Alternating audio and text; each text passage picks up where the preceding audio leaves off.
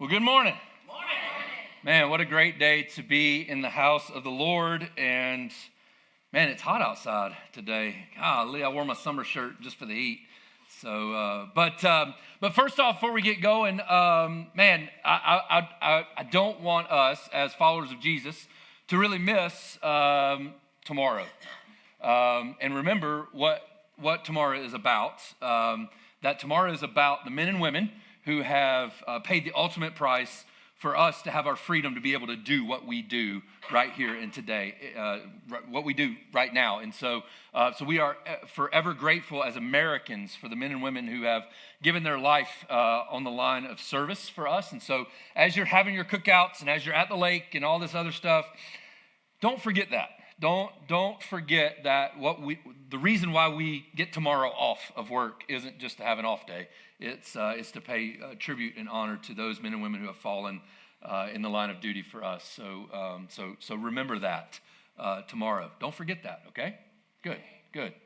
So we're in the book of 1 Samuel. So that's in the Old Testament, and we're going to start today. We've covered the first three chapters of 1 Samuel so far, and today we're going to kind of see a shift and see really the nation of Israel and what we're really going to start talking about in this Prophets, Priests, Kings series, going through these two books, 1st and 2nd Samuel, what we're going to really see to take shape and take and kind of mold. And so, but instead of like verse by verse, line by line, like we did in our Gospel of John series, the Old Testament's a little different. It's more stories. And so we're going to kind of join some chapters together, and today we're going to cover chapters 4 through 7, which means I'll be summarizing some and maybe less reading, and for that you should be very grateful the way I read. And so if you have your Bibles, go ahead and turn to 1 Samuel, and as you get there, let me explain what's going on. And so the first three chapters, we kind of see the birth of Samuel, we see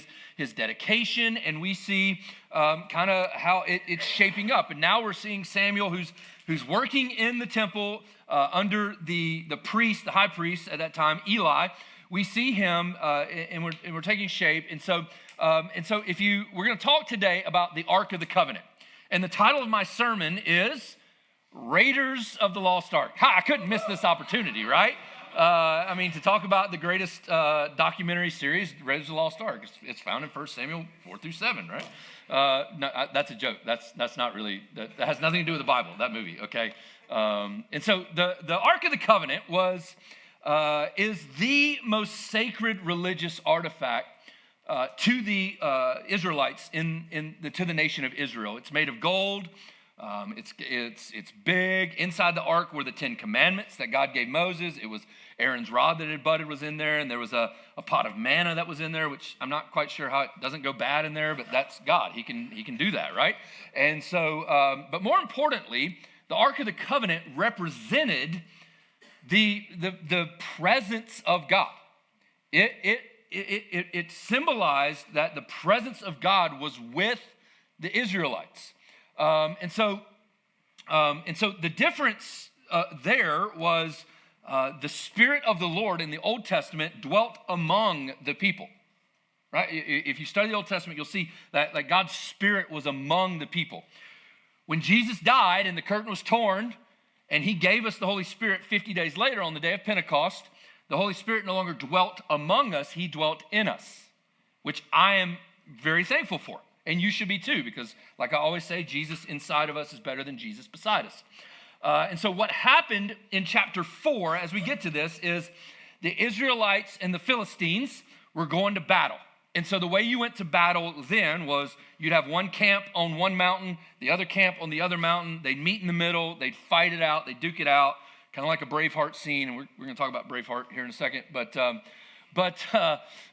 so what happened was, the Israelites and the Philistines came in the first part of chapter 4. They fought, and the Philistines won, and the Israelites lost 4,000 men. And so they had this idea. It said, hey, let's go get the ark, because that's God's presence. Remember when we had the ark and we marched around Jericho, and we went like one time 6 days, and then the last day we went 7 times. We just had the ark, and then we just shout and blow trumpets, and the walls come down. Maybe that'll happen again. Let's go get the ark. You see, because they thought just being in the presence or having God in your presence was good enough. And that is good. But if he's just in the room and you aren't worshiping him, you're missing out. You're missing out. You see, what they were doing in this moment is they were using God as a means to their end. They were saying, if we go get the ark and we have the presence of God with us, we can't lose. You see, we do that today and by saying this, well, God, if I do this, you owe me. God, I serve at the church. I give. I come to church. Like, shouldn't you bless me? Like, shouldn't you, like I do all these things for you. And let me tell you, God will not be bargained with ever. Ever.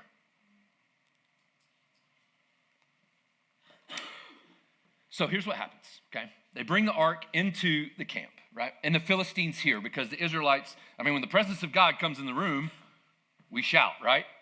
We should shout, right? And so that's what happens. The Philistines hear it and they start to get concerned. Look what it says in chapter 4 in verse 6. It says this: when they learned that the Ark of the Covenant had come into the camp, the Philistines were afraid. A god has come into the camp, they said. Oh no, nothing like this has ever happened before. We're doomed. Who will deliver us from the hands of these mighty gods? They are the gods who struck the Egyptians with all kinds of plagues in the wilderness. And then verse 9, it says, be strong, Philistines, be men, or you will be subject to the Hebrews as they have been to you. Be men and fight. So the rumor was out about the Israelites, right? Like they knew, like they had heard through the grapevine that something had happened back, Moses, the Exodus and taking them out. And it's like, man, there were all these plagues and stuff like this, and we don't want that. And so, but then they get like this Braveheart character, right? And he comes out in front of them and says, you fought with Wallace, now fought with him. Like, be men, right? Can you hear it? Like he's just telling, come on, guys. Don't be scared of them. Like we just beat 4,000 of them. We killed 4,000 of them. Why are y'all scared? But go to the flip side. That the Israelites, they're bringing the ark into the camp and they're thinking, here we go. Right? And so they march the ark out in front of them and they get beat. 30,000 men this time. And unfortunately, the Ark of the Covenant was captured by the Philistines. You see, what they thought was they were using for their gain is now gone. So imagine their attitude in this. And so as we see this, news comes back to Eli, who's at the temple, and news comes back. A guy had come back and told him, hey, Eli, your sons, Hophni and Phinehas, I about said Phineas and Ferb, but it was Hophni and Phinehas. They come, hey, your sons, Hophni and Phinehas, have been killed in this battle. And then they tell him that the ark was taken. And no lie, the Bible, like I'm telling you, the reason why I believe it's real is because of the nature of what they say. Like they literally say Eli was old and fat. Like seriously, go look at it. Like in chapter 4, it's at the end of it. They say Eli was old and fat, and when they told him this, he fell off, broke his neck, and died. Like Humpty Dumpty sat on a wall, Humpty Dumpty had a great fall, right? And then news of Hophni and Phinehas' death and the capture of the Ark of the Covenant gets back to Phinehas, his wife, and she hears this news and she's heartbroken and she's pregnant, so it sends her into labor. And then after she gives birth to the child, she dies from that, and she named her son Ichabod, which means the glory has departed from Israel. Or the glory has left is what it means. And so this all sets up chapter 5. So just to recap real quick, the Israelites are defeated. They've lost 34,000 men total, and the Ark of the Covenant's gone. The Philistines have it. And so here's what happens in 1 Samuel 5, chapter 1, or verse 1. After the Philistines had captured the Ark of God, they took it from Ebenezer to Ashdod. They carried the Ark into Dagon's temple and set it beside Dagon. Now Dagon was their god. He was their so he had a whole temple. And so the Philistines bring the ark in, just like it's another relic that they had captured before, right? They just come in, they set it next to Dagon in the temple, And so they just thought that you could just come in, and if you needed something from the Israelite God, you could just go up to it and be like, hey, man, can I get a little of this or can I get a little of that? And so they just thought it was another dish on the buffet line, right? And so they quickly find out God don't play that, all right? So verse 3, it says, when the people of Ashdod rose early the next day, there was Dagon fallen on his face on the ground before the ark of the Lord. They took Dagon and put him back in his place. But the following morning when they arose, there he was again, fallen on his face on the ground before the ark of the Lord. His head and hands had been broken off and were lying on the threshold. Only his body remained. That is why, to this day, neither the priest of Dagon nor any other who entered Dagon's temple at Ashdod step on the threshold. Now, to me, this is an incredible scene because I love it, right? This God that the Philistines had fallen on his face before the ark of the Lord. The presence of God was in the room, and this God fell down face first. That should probably wake us up a little bit, right? You know, but here's the thing. Most of us here are from the South. And, you know, the way you pronounce this is important.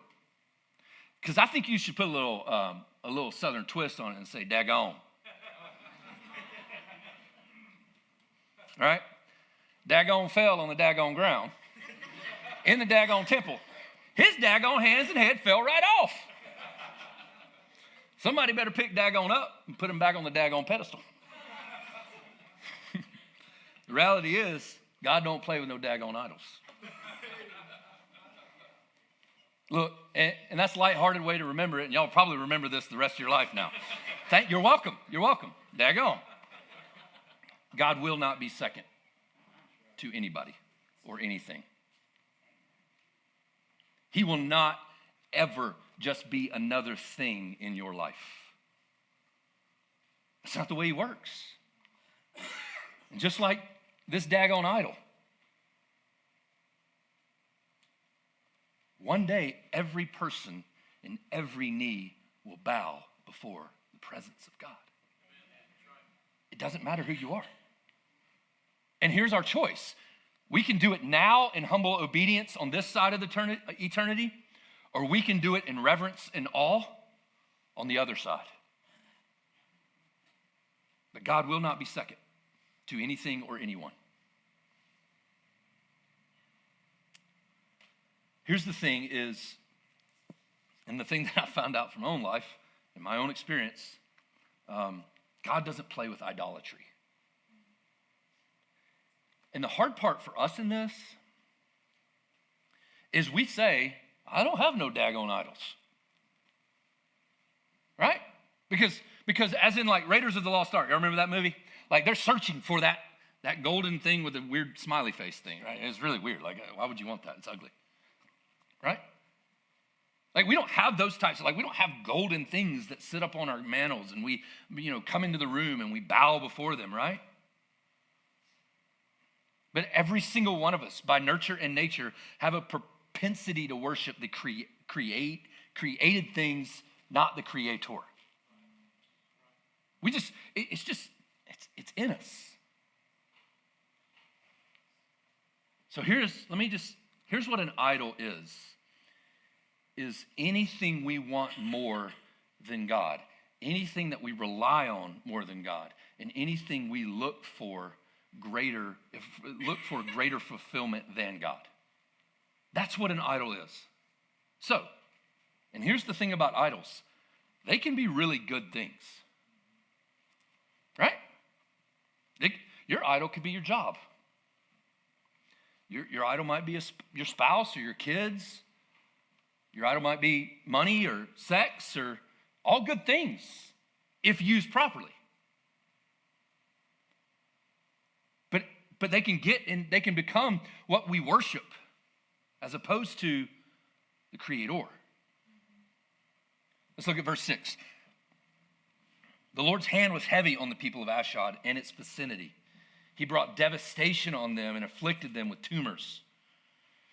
When the people of Ashdod saw what was happening, they said, The ark of God of Israel must not stay here with us because his hand is heavy on us and on Dagon, our God. So they called together all the rulers of the Philistines and asked them, what shall we do with the ark of God of Israel? And they answered, have the ark of God of Israel moved to Gath, which is where Goliath was from, and we're going to find that out here in a few weeks. So they moved the ark of God of Israel. Now, here's a very important question we find in verse 8, right? Y'all ever seen this question before? I'm sure you have. What shall we do with the ark of the God of Israel? You see, the Philistines had a choice. And what we don't really take into account there is they had a choice to fall on their face and worship God in that moment. Right? They had a choice. And they said, no. Just get the ark of God out. Get the presence of that God out of here. We don't want anything to do with him. Get him away from me. You see, they had a choice. And it's the same question. Remember back to John? The same question that when Pilate marches Jesus out in front of the people. What shall I do with this man you call the King of the Jews? What do you want me to do with this guy? Pilate had the same choice. He could have turned to him and said, you can do what you want to. I'm going to let him go because I'm going to worship him because I believe he's the Son of the living God. You and I have that same question on the table before us. The same question that Jesus asked the disciples at Caesarea Philippi when he said, who do you say that I am? Who do they say that I am? And then Jesus looks at them and says, who do you say that I am? And Peter answers back, you are the Son of the living God. You are the Messiah. That's the same question that we all will be asked. Who do you say that I am? So the people here have a choice, and we have a choice. So here's the question, the driving question of the day, okay? Is God the one thing that drives you and motivates you in everything you do? Because here's the, as good Christians, right? Of course we're going to say, yeah. Especially living in the Bible Belt. Like we know God is on his throne. We know. And we would never dare admit that we have any idols in our life. Not me. I worship Jesus and only Jesus. Problem is, here's what we do. We say, Jesus, we know you're on your throne, but if you could leave just a smidgen of room for my comfort on there, that'd be great. just a little bit. Like, I don't need much, God, right? Like, just a little bit of my comfort. Don't like really call me to do that. Just give me a little bit of room in there. Just give me, like, God, if you could just give me just a little raise. Like just a small, tiny one. Like gas, I mean, and we justify it, right? Like gas is over $3 a gallon and barely afford groceries anymore. I just need just a little bit more. Because what we don't want to do is actually modify our lifestyle any. Because we still want to enjoy our $4 Starbucks. Which I don't buy that because they're gross. But I've got my own stuff that I do, right? The question is where is our identity? Is it in God? Or is it in our role as a mom or a dad or our profession? You see, because we all worship something. We are worshipers. It's who we are. John Calvin said that our heart is a factory of idols. A factory of idols. If you don't believe me, I'll just give you this an example. Just in a few months, just about 45 minutes to an hour south of here, down 441, folks will gather on Saturdays in the fall. And look, y'all know I'm a Georgia fan, and I believe God is too, because my Bible's written in red and black, and that's just part of it. But here's the thing: we'll gather, and folks before the game will have a good time, right? They'll partake in bread and wine and have a good time. Then they'll get into the game, right? And they'll start to worship. They actually sing hymns there. You don't believe me? You don't believe me? Like, listen, we sing a song called Alma Mater before the game. You know what it says? Alma Mater, we the honor, true and loyal be, ever crowned with praise and glory, hail to Georgia be. That's what we sing together, 93,000 people, right? And then we sing something, or we point over to a guy that's in the upper deck, in the southwest corner, right? And he's got a trumpet. And you know what he's playing? He's playing another hymn. It's called the Battle Hymn of the Bulldog Nation. And then every time we score, you know what we do? We sing another hymn. It's called Glory, Glory to Old Georgia. Right? And look,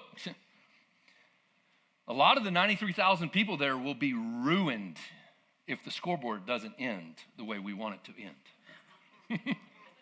I mean, it will ruin their day, their weekend. I used to be one of those, right?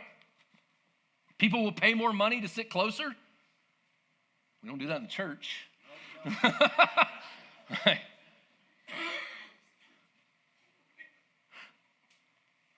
I mean, look, I'm telling you, we worship something. It's your choice on what we worship. There's a book. I meant to bring it this morning. I got it at my house. It's sitting on my counter, so I would remember to bring it, and it's still on my counter.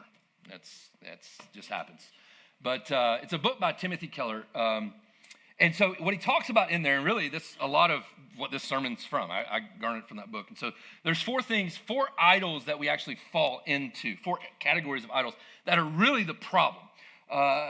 Idols that the way they manifest themselves is different. So like we may idolize our car or our money or our job or our house or our kids or sports, or it can be a numerous different things. And maybe our grades. Maybe we've got that. Like we're a student. We're like, man, I got to make an A and I don't, that wasn't me. C's get degrees, baby. But like maybe it's a relationship, but there are four roots of our idol is what the late Timothy Keller talks about in this book. And so there's I want to dive into those. And if you're in a small group, you're going to talk about more of this. And there's actually a chart that you're going to look at. If you're not in a small group, you should get one. You'll get the chart this week. But otherwise, you'll just have to imagine it. But there's four different ways, four roots of our idolism or our idolatry in our life, and that's power, approval, comfort, and control. Those are the four things. And so I want to flesh this out really quick.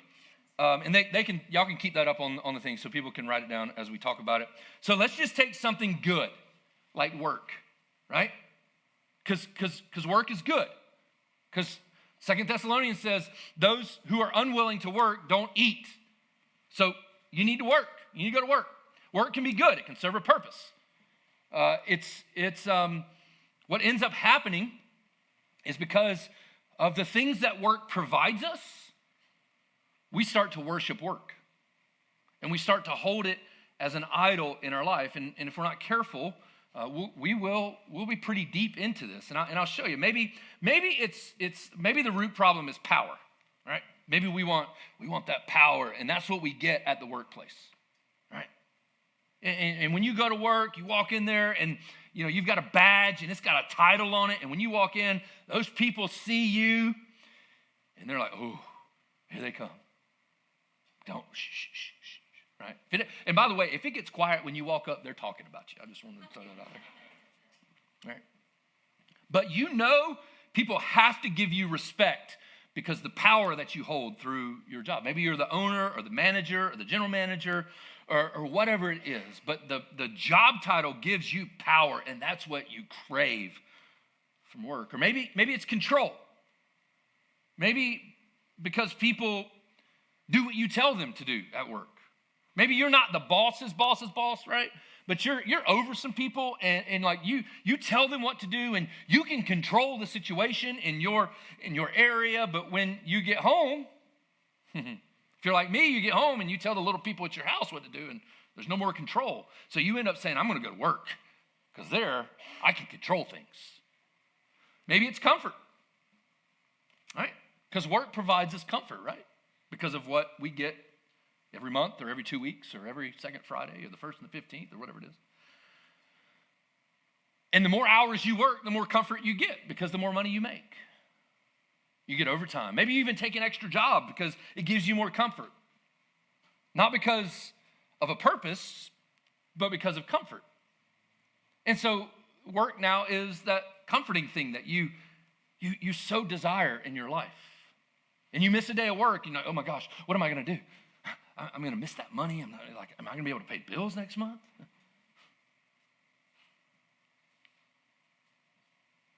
Or maybe you work because of what it gives you, because you're seeking the approval of other people. You work because you're going to be able to buy that pair of jeans that someone else had, that they got the compliment from someone that you really wanted the compliment, and you're coming in there and you know you got to go to work, and so work is and so it's really not about, you're not idolizing work, but you're idolizing either power, approval, comfort, or control. But what we do is we got to think, well, I need to quit idolizing work, right? I just need to quit idolizing work. But what we do, unless we treat the real problem, we just replace work with something else.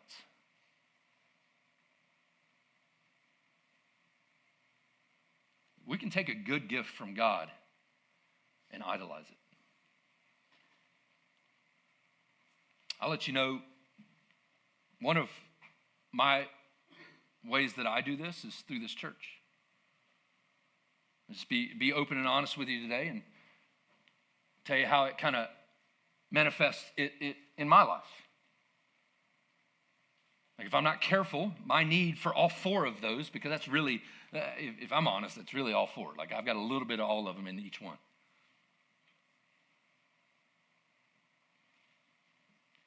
But if I'm not careful, I'll begin to put my identity in what I do here, which is a good thing, right? We would all agree church is really, really good.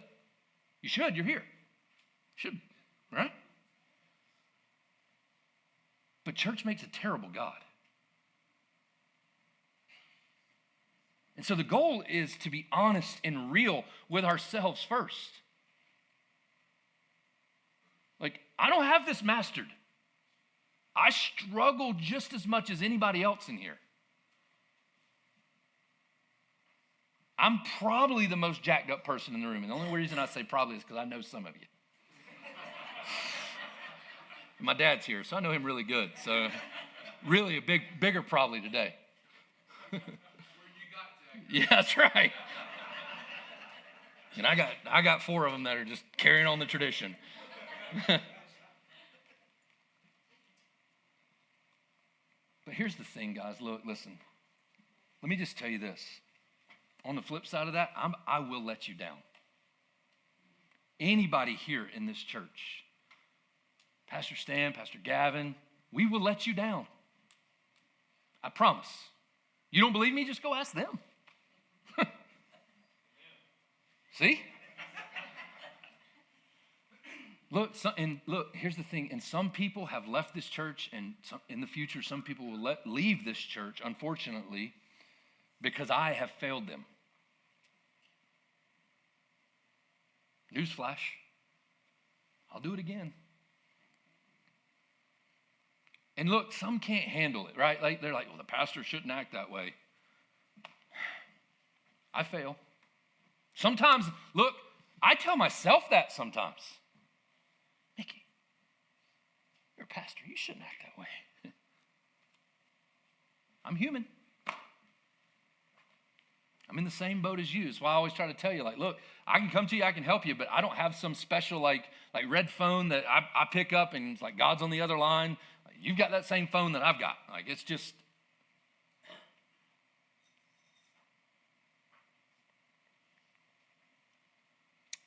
But here's the thing. To get rid of an idol in your life, and we're getting to the end here. To get rid of an idol in your life, you can't just squash it or suppress it. You have to replace it. That's why so many times we find ourselves back at the same problem. over and over. And we feel like we're on the hamster wheel, right? We're just running because we try to squash it. You can't squash it. You have to replace the idol with something. And that something is someone. Because here's the thing. You want power, you want comfort, you want control, you want approval. The only one that can give you all that is Jesus. You want power? Acts 1:8 says you will receive power when the Holy Spirit comes on you. All right? You want control? Jesus says he's the only one that offers eternal security. Like, isn't it funny in the Christian walk, like, to actually gain control of something, we have to surrender control? Sounds like an oxymoron to me. You want comfort? Jesus said, come to me, all who are weary and heavy burdened, and I'll give you rest. It's the only comfort you can get. It's through him. You want approval? Good news. Y'all ready for the good news? Anyone who is in Christ can never dissatisfy God. Never. So after 7 months, the Philistines have the Ark of the Covenant in their presence. And they're getting tumors, and they're getting sick, and they're doing all this other stuff. And they come to the Israelites and say, I think we have something that belongs to you. Go, get rid of it, right? We don't want it in here no more. Like, you should go read chapter 6. Some weird stuff happens when the Philistines have the Ark. Y'all, I'm going to leave it. I'm going to leave that cliffhanger so you'll go read it, right? And some weird things happened when they said, look, we're going to give you back the Ark of the Covenant. They exchanged some weird gifts in that. I don't understand it. Flip over to chapter 7. Let's look what happened. So Samuel said to the Israelites, if you are returning to the Lord with all your hearts, then rid yourself of the foreign gods and the Ashereths and commit yourselves to the Lord and serve him only. And he will deliver you out of the hands of the Philistines. So the Israelites put away their Baals and their Ashereths and served the Lord only. In just a few minutes, we're gonna sing again. And I want to invite you to, as we sing, just search your heart. That's biblical, right? Book of Psalms says, search me, O God. Let me know if there's any offensive thing inside of me. And get rid of it. Get rid of it. You see, ultimately this is about surrender. And the funny thing about surrender is when you choose to surrender, most of the time, like when you choose surrender, you are captive, right? I'm thinking like Appomattox, right? Civil War, they surrendered. Well, they were captured. It's different when you surrender to God. It's the only way to be free.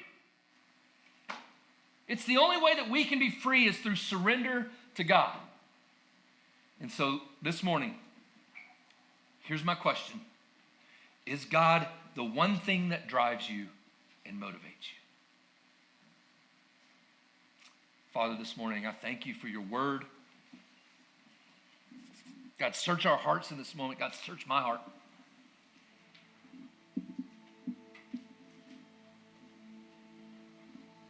Search our hearts, God. God, we surrender to you this morning. We surrender to your will. We surrender to who you are.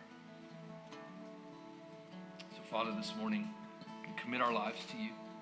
And if you're here this morning and you've never given your life to Jesus, now is the perfect time to surrender to him. And to do that, it's simple. You confess with your mouth and you believe in your heart that Jesus Christ is Lord in you, and you will be saved. It's a confession to say yes to Jesus. So this morning we respond by worshiping you, by singing out to who you are.